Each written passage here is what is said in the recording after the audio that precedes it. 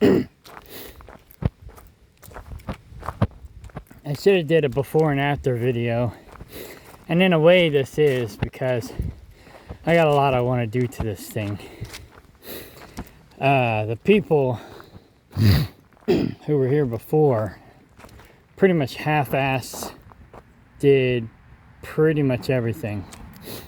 And so now I got to go behind them and fix it.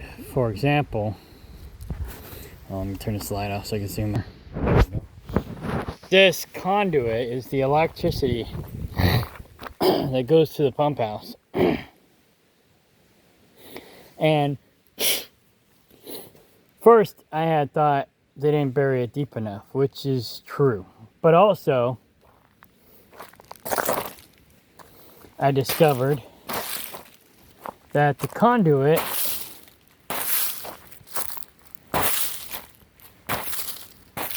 stops right there. So they buried the wire underground without conduit from there all the way to there. And they probably only put the conduit under the driveway. So after the driveway, there's probably no conduit under here. So I pretty much have to have that dug up and redone. And it needs to be deeper. I think they only hand dug that and half-assed it. And when I get up to the food shed, we call it the food shed, but it's actually where the power box is for this. It's gonna be the power box for everything except the mobile home down in this area, because the mobile home has its own power box, and then that power box is for the watershed. There was a mobile home here, and I guess that's where the power box for the old mobile home was in the mobile home. And I think they had all of the accessories down in this pit.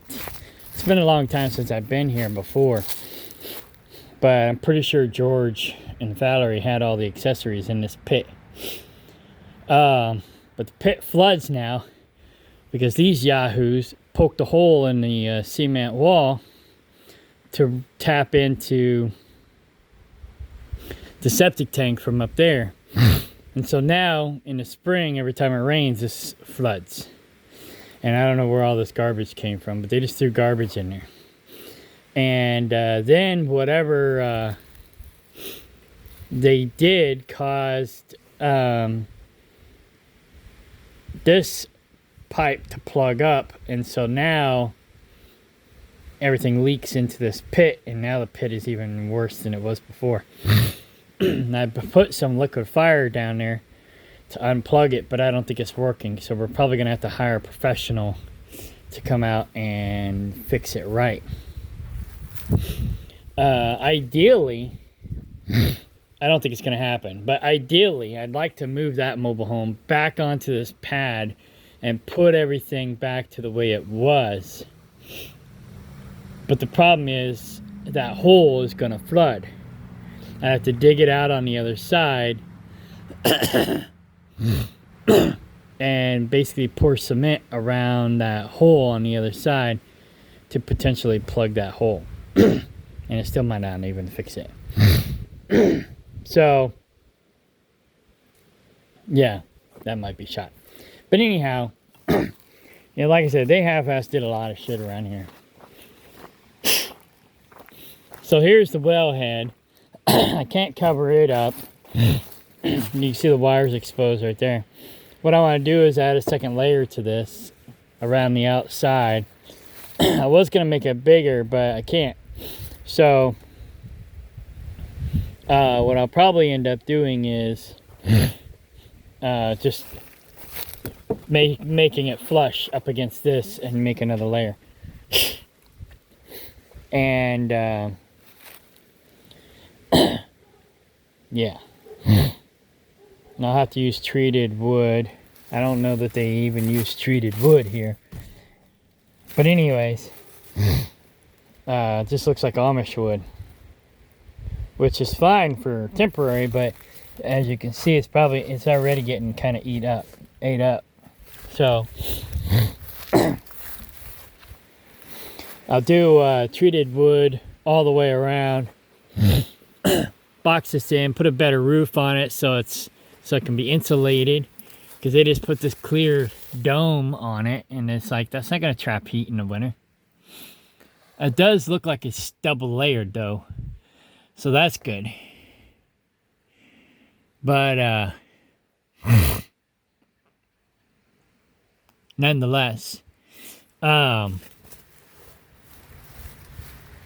gonna build it up higher, put a regular roof over it, and insulate the roof. Maybe just put foam insulation inside there. And yeah, because there's electricity in here. You could put lighting in here, but they only put 2 plugs. It probably needs more plugs, because I've got these 2 space heaters. They had an electric space heater in here, and they had a heat lamp bulb in here, which I can't, I don't know if I saw a place where it got burned or not, but I could have swore there was some kind of look like fire damage. Oh, yeah, it was right here. Excuse me, this insulation making irritating my throat. So right there, they damaged that from I think the heat lamp. So I took those 2 things out because they're fire hazards, and I put these in because they're not. And I've got one. Excuse me.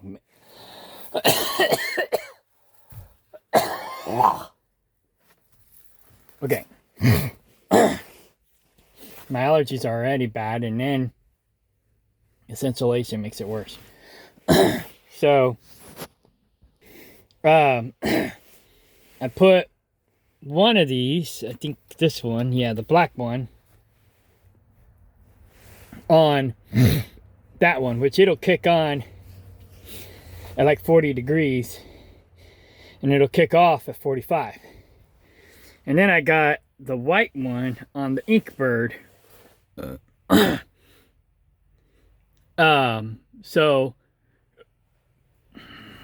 I got the Inkbird thermometer tucked in the insulation kind of outside, so it's got the outside temperature. So it's like 42 degrees outside right now.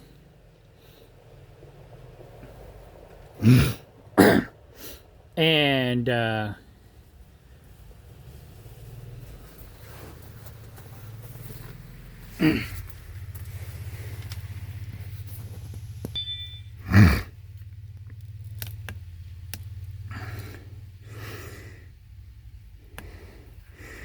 45 is what it's set at. So it'll kick on at 35 degrees when it's outside temperature. And the air doesn't even have anything hooked up to the air conditioner. But anyway. So it's set for 10 degrees below 45 degrees. So at 35 degrees outside temperature. Oh, it's not outside anymore. Because I was messing around in here. Tuck this in behind here, so it gets the more outside temperature.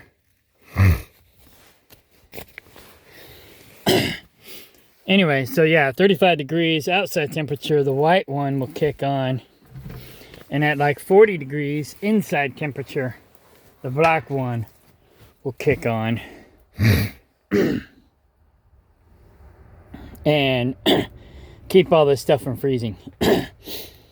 And it worked good last year, so it'll work better this year because I'm fixing the insulation problem. They did a half-assed job like over in there with the insulation, and I think it leaks in here too. They had a roll of insulation here in the corner, and it got wet and rotted or whatever. There's a snake or something in there. There's a snake skin over there, which is fine. Snakes can come in here and eat the mice. I don't care. And I gotta get more sawdust or something to put down on the floor. And I got another piece of insulation to put over here. And we gotta put some insulation in there.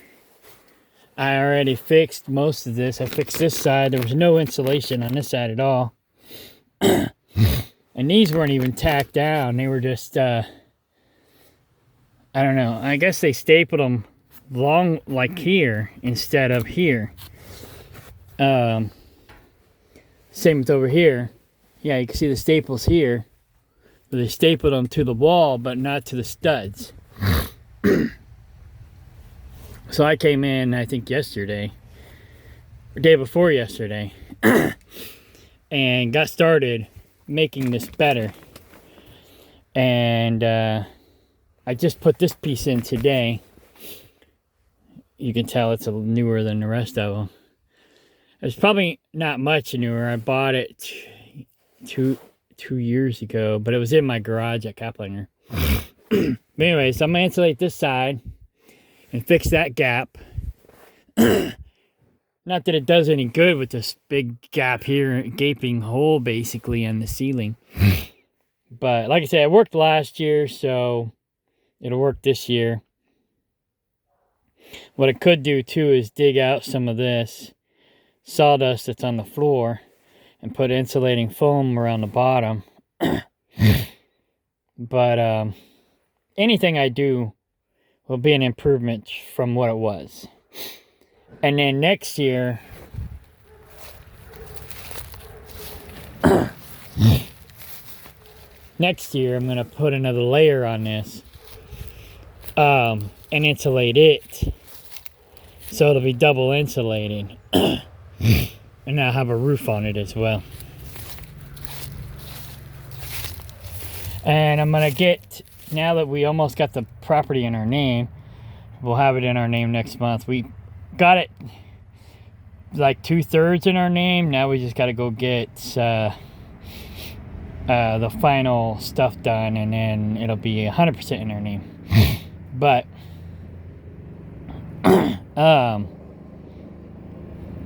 yeah, next year I'm also going to get my pump guy out here to redo all of this plumbing, because it leaks over here from something that, I don't know, it's been that way since we moved in.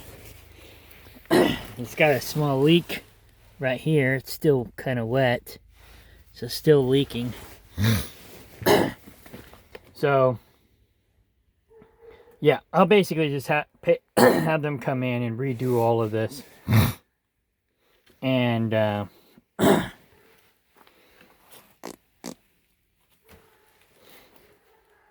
yeah, because I don't know much about how all this works. I know a little bit, but I don't know very much.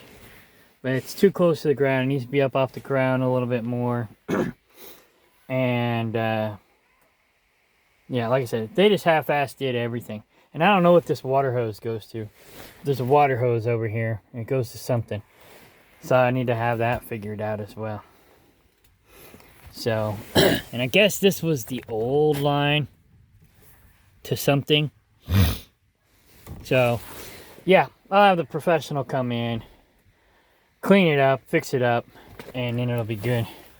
But I was kind of waiting until we got the property in our name before I do too much work and put too much money into it. But we definitely don't want the pipes to freeze. So, yeah. Another thing we got to do too is, they call it a hydrant, but it's like an outside water spigot that comes out of the ground, and it won't shut off. So we got to get that fixed before winter too. Anyways, so dogs are barking at the pigs. We just brought the pigs over yesterday, and this door needs to be something better with the door too. But yeah, the dogs do good with the pigs individually, but when they get together, they don't do too good. But Carl does not like that air horn, so that's Laura's go-to. We need shock collars for them to shock them when they're doing something wrong. We got GPS border shock collars, but we don't have you're being bad shock collars. So we need to get those. But anyways, this is what I'm working on today. Well,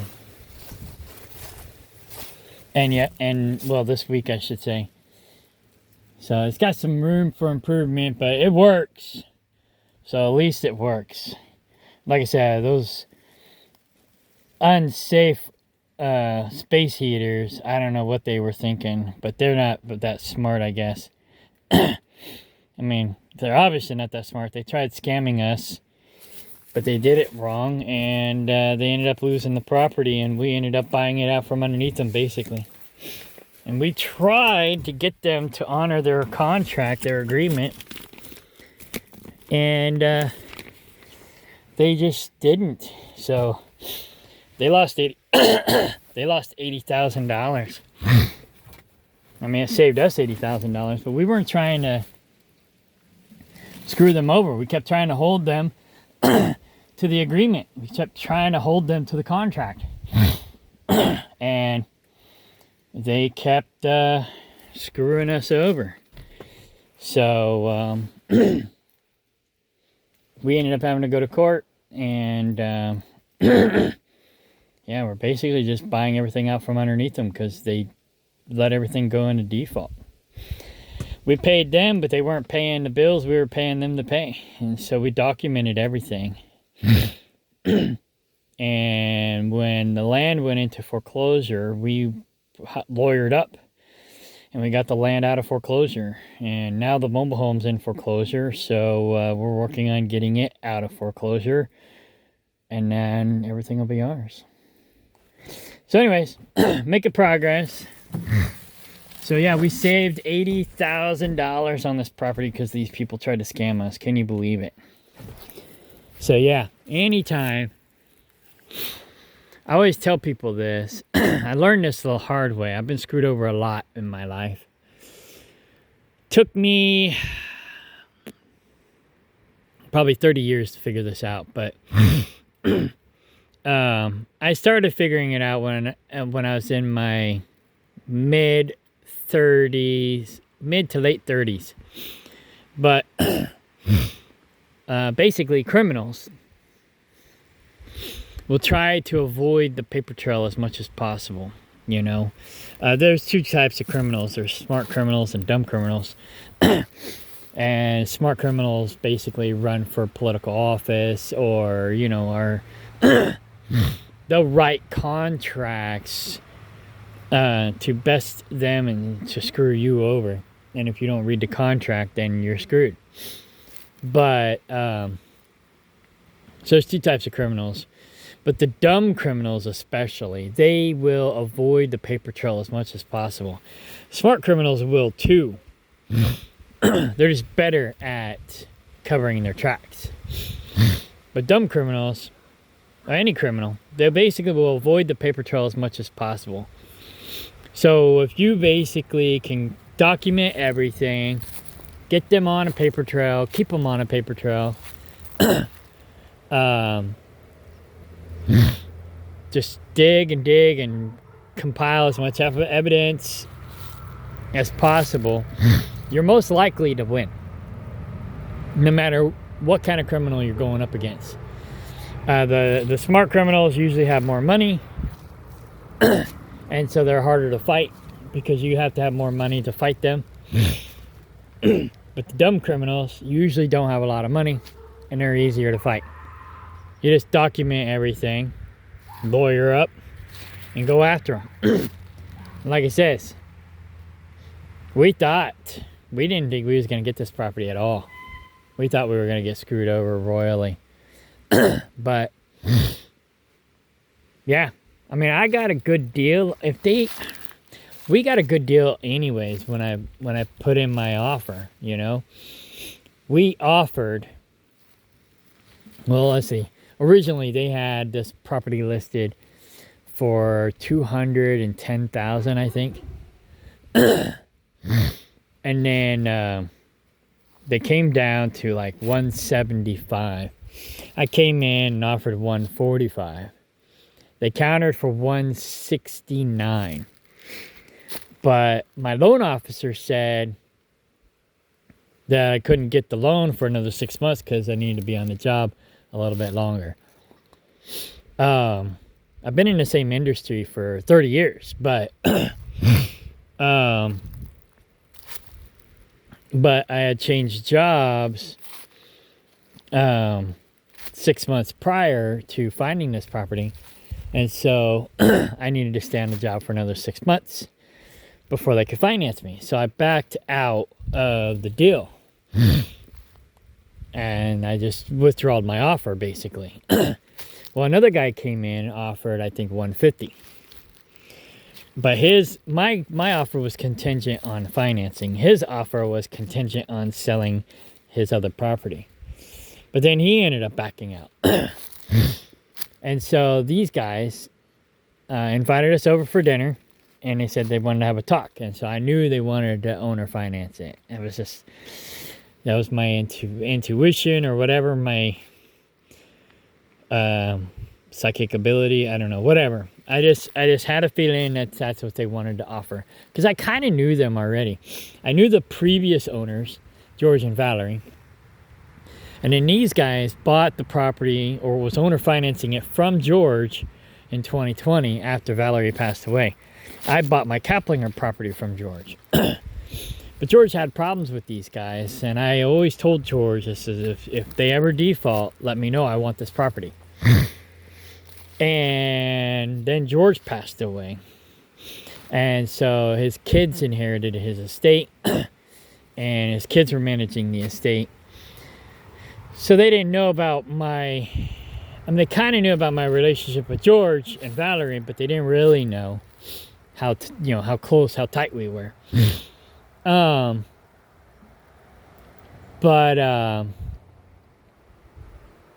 they didn't even really think about me after George's passing. And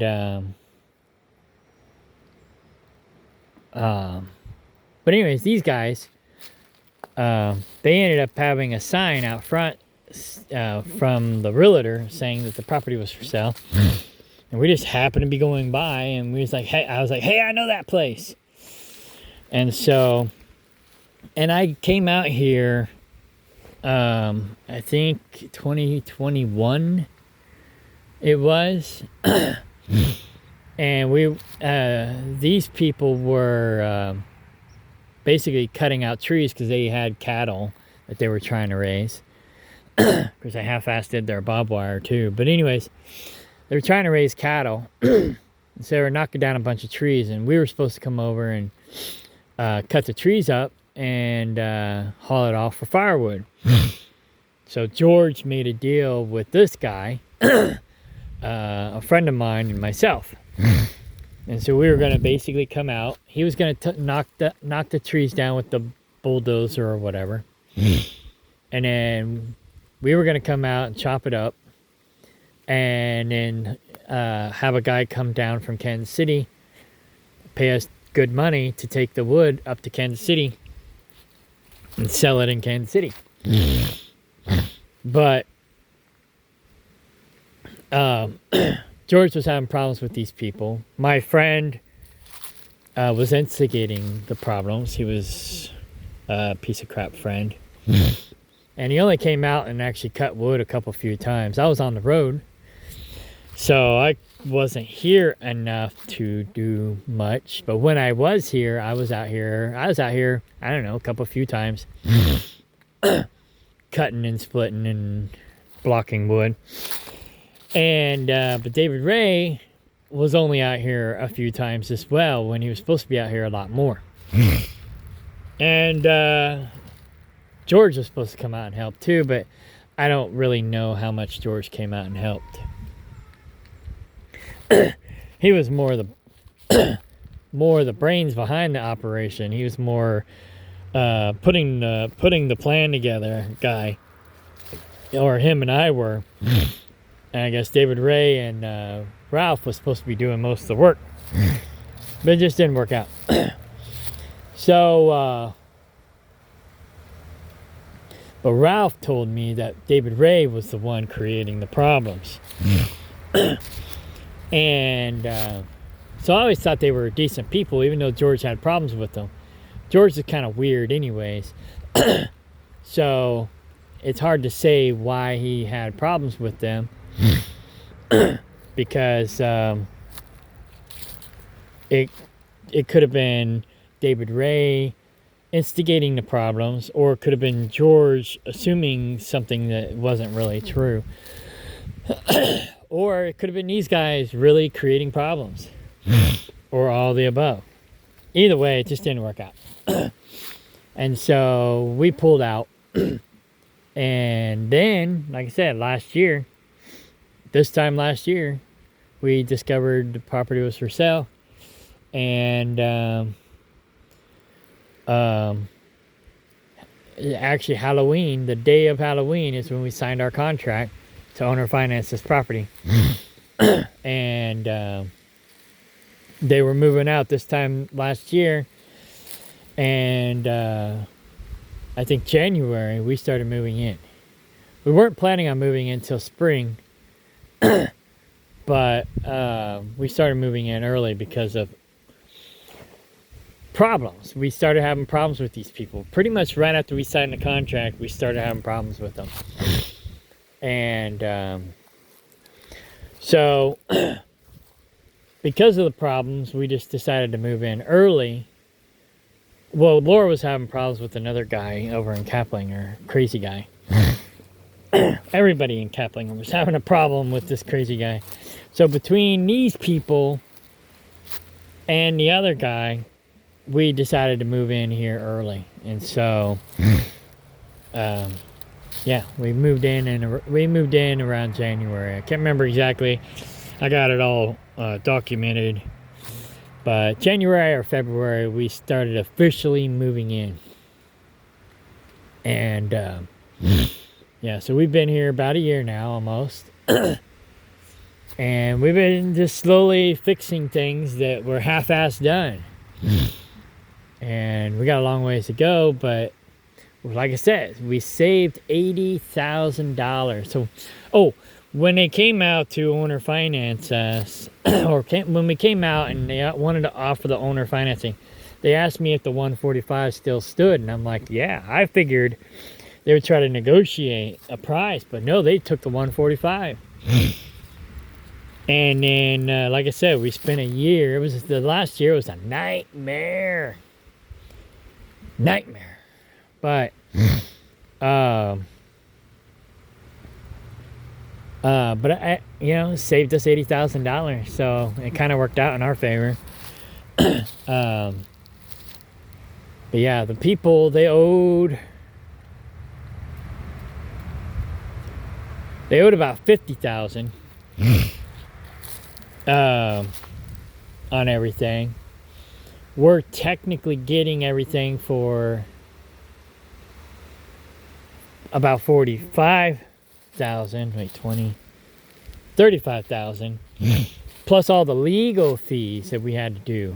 We had to go through all this. There was a bunch of hands in the pot, and a bunch of lawyers in the pot too. So we had to pay off the bank's lawyer, we had to pay off the estate's lawyer, we had to pay our lawyer, and then all the legal fees, and then all the court fees, and all this other stuff. And like I said, we still got more stuff we got to deal with the mobile home. So, and then of course the money we gave them, that they never paid anybody else. So it's like we paid them money that they just pocketed, and then we still had to go and pay all the other stuff that they were supposed to be paying and they never paid. So we ended up having to pay all of that. So we got everything for what they owe. We got the land for what they owed on it, plus legal fees, plus what we already paid them that they pocketed it. and now the mobile home. So it's a guesstimation, but we saved about 80 grand. We saved more than that if you consider the fact that they wanted more originally, but we got it for less in the get-go. And then we saved another 80 grand on top of that. So we probably saved a good $100 to $150,000 on this property. So it's not going to hurt us to make improvements after it's all said and done, because we'll be debt free, or almost debt free. So not too bad, not too bad.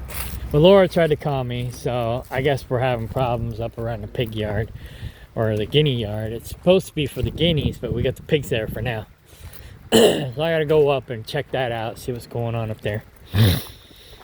But anyways, all right. Then I'll finish insulating, and then I gotta go to Kaplinger and finish winterizing Kaplinger, because I got started, but I never got finished. And I got an electrical problem I gotta address out there as well. So, I'm gonna be doing that today.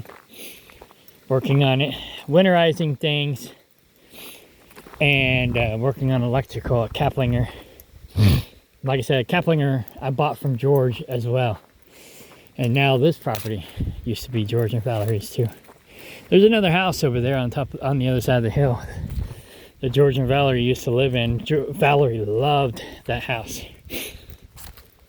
So eventually, we'll have the dogs over there guarding that house, and I'm gonna start cleaning and fixing that up too, because the people that were here between George and Valerie and us, they had some hired hands over there, and they trashed that place. So eventually I'm gonna get over there and clean that place up too, and make George and Valerie proud. If they can see us from the afterlife or whatever. Some people say Valerie's haunting this place, but anyways, if they can see what's going on, they'll be happy, they'll be proud. So, well, exactly what I was kind of worried about happening. What? They feed off each other. Oh yeah. They're fine, separate. I mean, I had Harley with the pigs and Carl with the pigs, and they're fine. But if they're together, they go ballistic. Right. So I just think that Harley might not be a good match for Carl. And we may have to consider other options. Because she's fine by herself, but not fine with Carl. And Carl's not fine with her. They just feed off each other. Right. Carl needs a calmer dog, I think. Carl needs more of a livestock guardian personality. Well, I noticed yesterday too, whenever I had Carl in there, he was trying to nip at Kevin a little bit. Right. Where Harley never did. She barked at him. Right. But she didn't nip at him. Right. But I corrected her and she stopped. No. No.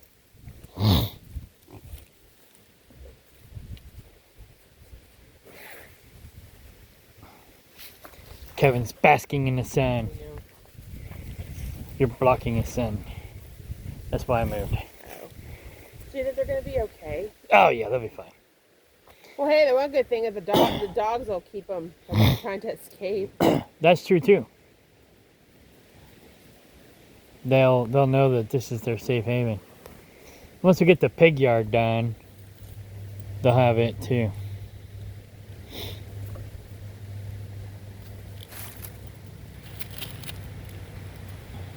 Here, sniff his feet. Just don't bite him. You think he's going to be okay with them? Eventually, they can be trained. He licked him, he didn't bite him, so that's good. I ordered more air horns. We just ran out of air horn. Oh, and we probably need to get shot collars have 'em. for punishment collars. I have them. Okay. But there's actually a way, I was looking at this, there's actually a way I can send him manual feedback on here. I don't know if there's a way to do that on the look. On Halo or the other one? On this one. I was looking at it. Look, watch. You can give him a manual. Hey! Hey! Watch.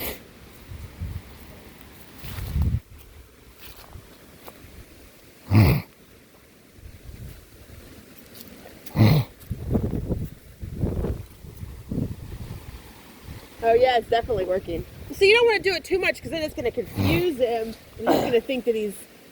Right. That's why I think the air horn might be better for this. Well, I think a regular shot collar with a regular fob like this will be better for this situation because you don't got to worry about going to your app Right. and finding the button. Right. You get the button right on you. It'll be a different shock. So, and I think I'm going to go ahead and, except for the part where there's double fencing, I'm going to go ahead and line this whole fence line with bricks. Next to the water shed, there's a bunch of bricks too. Okay. Because like I said, except for the places where there's double fencing, I'm going to go ahead and... I think that's probably overkill. I mean, it's fine. I noticed here he was pushing. Yeah. He was pushing here. Anywhere that they're... Looks like they can push. Anywhere they can... Well, what it is anywhere they get out, yeah, or can get out, we just need to put another T-post. Right. So we need to let Josh know we need to put some more T-posts. Right. I mean, it's probably a bad idea, but it'll keep us from figuring out where they can get out. Kevin's happy he has friends again. His boys. I think putting this here will deter us from also finding the weak spots. So I think what do you think we should do about it? Do you think we should keep the dogs out of here for now, or this area? I mean. Well, dogs need to get used to them. I know. But we just need to punish them when they're doing something wrong. The problem is, like, when I'm working, I can't be back here to punish them. No, but they're not going to be barking at them all day long. They're going to be busy doing other things.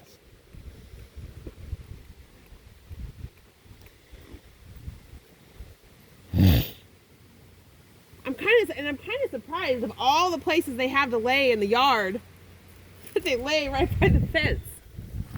Yeah.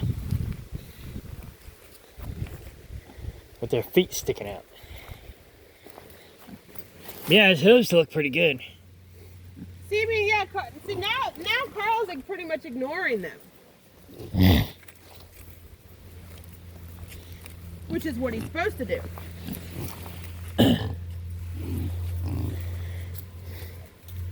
Speaking of George and Valerie, that's George and that's Limley. Why speaking? Were you talking about George and Valerie? Yeah. Why? And we also named the female baby pig Valerie. So we have George, Valerie, and then Limley was their last name. So the polka dotted one is Limley. So we're probably not going to let the pigs free range. At least for now. Well, till the dogs get used to them. Carl, I will air horn you. I ordered more. I just hear me say they were out of air horns. Yeah.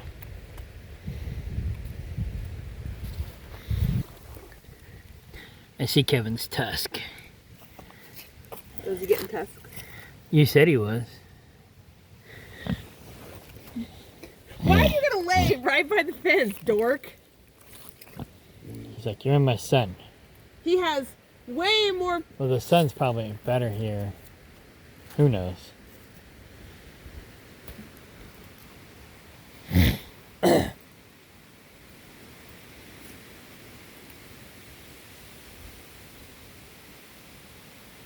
So let's talk about where we can talk about where we're going to put the pig yard, since we got the camera going.